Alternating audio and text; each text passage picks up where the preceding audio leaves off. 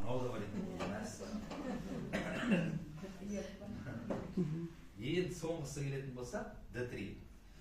Бұл ертең уже төртеу болады, ертең айтамыз дейді. Анау болса, бұлан болса тағы бір нәрселерді айтып жатыр. Магний, железо. Бізге көп соқыр бұл енді бәрін айтқанша аузымыз көп.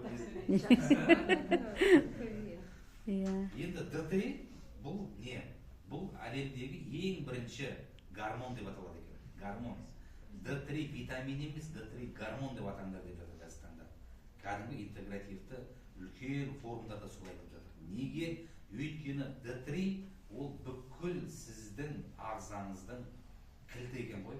D3 төмен болса, сіз тонналы продукция ішсеңіз де ем болмайды екен. Сіңбейді ол. Есік жабық кіре алмайды. Қанша жерде мықты қорек барса да, ол жерге клеткаңызға кіре алмайды. Сол үшін де D3 ең бірінші орында тұрады. D3 қандай ем алсаңыздар тексеруіңіз керек екен. Қазір оны шүкір білді бәрі. Бәрі қазіргі таңда тексеріп, біліп, D3 мынандай екен, D3 мынандай екен деп тексеріп жатыр. Сосын D3 төмен болса, уже автоматтан 300-ден астам ауру сырқау басталады екен. 300-ден астам ауру сырқаудың бірінші әшейін D3 берсеңіз, соның өзі жазыла береді екен. Соның ішінде сезонный аллергеннің өзі в основном D3-дің төмендігінен болады, доказать етіледі дейді. Түсіндіңіз? Сол үшін мынау D3-дің ерекшелігі неде? D3 деген көп, аптекеде көп, басқа да көп. Бірақ D3 майсыз сіңбейді екен. Тек қана маймен әрекеттесіп, майны да еріп, маймен бірге сіңеді.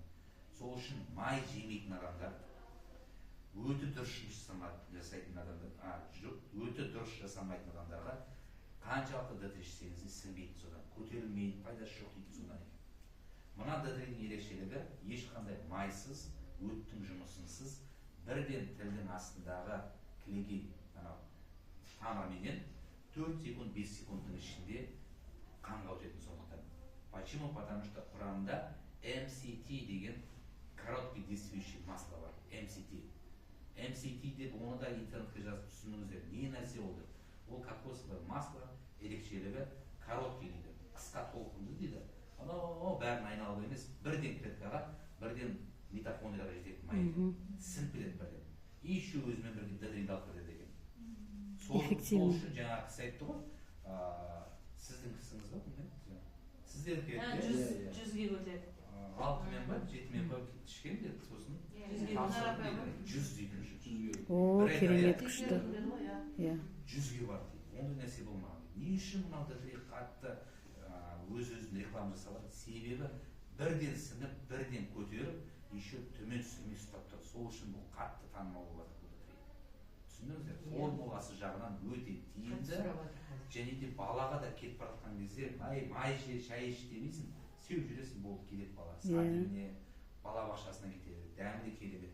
Анау дәмін неге ұқсатады? Қайынға ұқсатады.